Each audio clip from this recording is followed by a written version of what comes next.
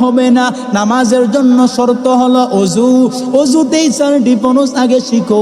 ওযুর 4টা ফরজ যদি ভালোভাবে শিখতে পারো, ওযুটাকে যদি বানাইতে পারো, এই ওযুর সময় একজন মুরব্বী বলেছেন, বুজুর্গ মানুষ, উনি বলেছেন, ওযু যখন করবা তুমি সর্বপ্রথম হাত যখন ধুইবা বিসমিল্লাহ করে হাতগুলোকে ধৌত করো। দেওয়ার পর যখন মুখের মধ্যে তুমি পানি দিবা, কুলি করবা, তখন মনে মনে মালিককে ডাক দেয়া বলবা, ও আরশের মালিক, ও আরশের মালিক রে, আমার জবান দ্বারা যেন মিথ্যা কথা না আসে। ও আরশের মালিক, আমার জবানটাকে পবিত্র করে দাও। যখন কুলি করার পর যখন তুমি এই নাকের মধ্যে পানি দিবা, এই নাকের মধ্যে যেরকম এরকম ভাবে পানি দিবা, ওই সময় মালিককে ডাক দেয়া বলবা, ও আরশের মালিক, আমার এই নাক দিয়ে যেন কোনো বাজে দুর্গন্ধ না নেই, বেপরদা কোনো নারীর ঘ্রাণটা যেন আমি নাক দেয়া না নেই। আল্লাহ, তুমি নাকের গুনাহ থেকে আমাকে হেফাজত করো।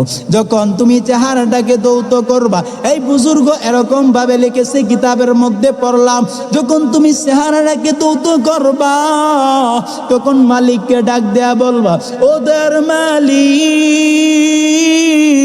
আল্লাহ গো, তুমি আমার চেহারার মধ্যে হেদায়েতের নূর, আল্লাহ তুমি আমার চেহারার মধ্যে নূর তৈরি করে দাও।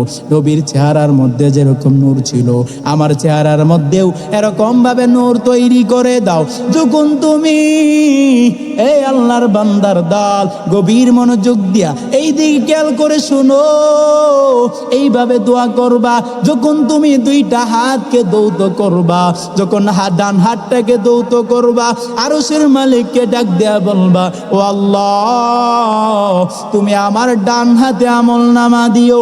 যখন তুমি বাম হাতটা ধৌত করবা, তখন ডাক দেয়া বলবা, ও আরশের মালিক, আল্লাহ গো, তুমি শুনো, আমাকে যখন আমলনামা দিবার বলি, এই বাম হাতে আমলনামা দিও না, কারণ বাম হাতে আমলনামা দিলে বন্ধু কেমন কষ্ট। নবী বলেন, যারা বাম হাতে আমলনামা পাবে, তাদের আমলটাকে এরকম ভাবে পিছন দিয়ে হাতটাকে বাঁকা কইরা বুকের ভিতর দিয়ে আনবে, বুকের ভিতর দিয়ে এনে তারপর তোমার আমলনামা দেওয়া হবে। এই জন্য আল্লাহর কাছে দোয়া করবা, ও আরশের মালিক, আমার এই বাম হাতে তুমি আমলনামা দিও না, বাম হাতে